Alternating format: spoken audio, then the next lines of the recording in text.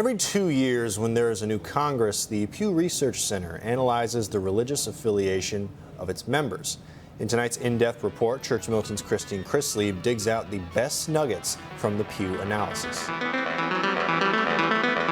I rise to nominate the gentleman from California, Mr. Kevin McCarthy, for Speaker of the House. The gentleman is recognized. The debut of the 118th Congress is likely to go down in history as one of the most chaotic, at least with regard to election of the Speaker of the House. As the new Congress comes together, the Pew Research Center offers one way of understanding what drives its members, a report on the religious composition of the 118th Congress called Faith on the Hill, released Tuesday. The biennial report includes some surprising findings. The percentage of Congress members who identify as Christian has held relatively steady over time. Christians make up 88% of the new Congress. In the 96th Congress, in session from 1979 through 1980, 91% of the members identified as Christian. This is in contrast to the sharp decline in religious affiliation overall in the American population.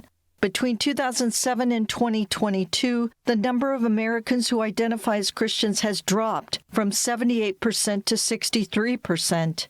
The numbers suggest there's greater faith in the halls of Congress than there is in the population as a whole. The voters are more comfortable with faithful Christians, and many of the candidates represent themselves, whether their depth of their faith goes that far or not, they represent themselves as Christians because there's voter support behind it. And by the way, it's the right thing. Of the Christian members, Protestants, as an aggregate, make up the largest group, 57%, followed by Catholics at 27%.